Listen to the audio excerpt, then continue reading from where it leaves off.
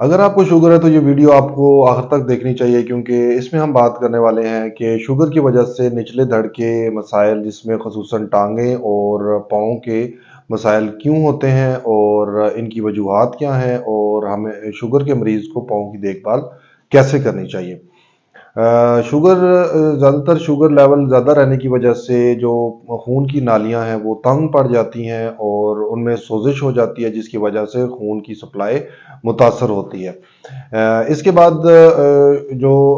क़ुव्वते मुदाफ़ती निज़ाम है वो भी डिस्टर्ब होता है और मुतासर होता है शुगर की वजह से, और जिसकी वजह से जो इन्फेक्शंस हैं वो लंबे दौरानिए के लिए चले जाते हैं, और बॉडी में जो भी अगर छोटा सा कट लग जाता है जिस्म के किसी हिस्से में, तो वो हील होने में देर लगती है।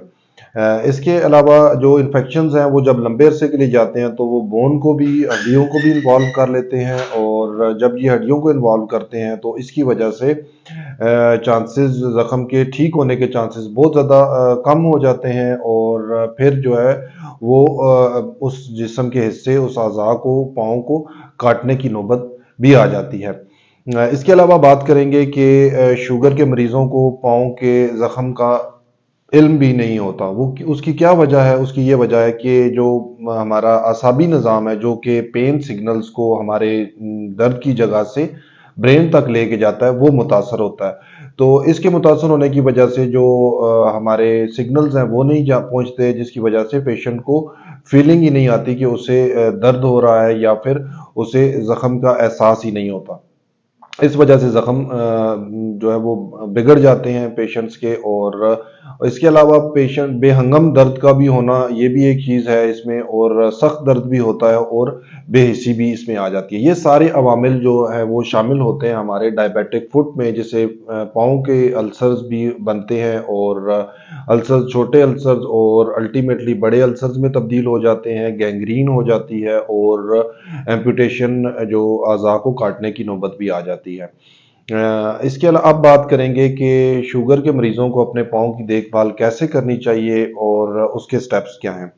सबसे पहली इसमें चीज़ है कि पेशेंट को अपने पाँव का रोज़ाना मुआयना, ऊपर और नीचे से मुआयना करना चाहिए, और इसमें शीशे की मदद भी ले सकते हैं, और इसके अलावा अपने घर के किसी फ़र्द की मदद भी ले सकते हैं। मुआयना करते वक़्त किन बातों का ध्यान रखना चाहिए कि कोई छाला बना हुआ है, अगर कोई कट है या कोई सूजन है, कोई सुर्खी हुई है, स्किन में कोई चेंजेस हैं, जल्द की रंगत को देखना चाहिए, कोई गाढ़े रंग की रंगत या कोई ब्लैकिश स्किन तो नहीं हुई। इसके अलावा नाखूनों का बागौर मुआयना करना चाहिए, और पाँव की ओवरऑल शेप को भी मद्देनज़र रखना चाहिए। इसके बाद ये चीज़ है कि पाँव को डायबिटिक पेशेंट रोज़ाना अच्छे तरीके से नीम गर्म पानी से धोएँ, और नरम कपड़े से उसे अच्छी तरीके से खुश्क करें, ख़ुसूसन उँगलियों के दरमियान में उसे अच्छे तरीके से खुश्क करें, और मॉइस्चराइज़िंग लोशन का इस्तेमाल करें, और पाँव के उँगलियों के दरमियान लोशन को ना लगाएँ, जिसकी वजह से नमी हो जाती है, और नमी जो है उसमें फंगल इन्फेक्शन होने के चांसेस ज़्यादा हो जाते हैं। पाँव के नाखूनों को एहतियात से काटना चाहिए, और उसमें जो नाखूनों के कोने हैं उनको खूब अच्छे तरीके से बराबर करें, और घर में भी जो है वो नंगे पाँव मत चलें, क्योंकि उससे स्किन के जो है वो फटने के चांसेस हो सकते हैं। और इसके अलावा बंद जूतों का इस्तेमाल, कंफर्टेबल बंद जूतों का इस्तेमाल करें, जो कि मुनासिब साइज़ के हों, और ना खुले हों और ना ज़्यादा टाइट हों। जुराबें रोज़ाना तब्दील करें, और अपनी शुगर का अच्छे तरीके से ख्याल रखें, और शुगर लेवल को मेंटेन रखें। और अगर आप अपने पाँव में किसी भी गैर मामूली तब्दीली रोनमा देखते हैं तो देर मत करें, अपने डॉक्टर को जल्द अज़ जल्द मुआयना करवाएँ।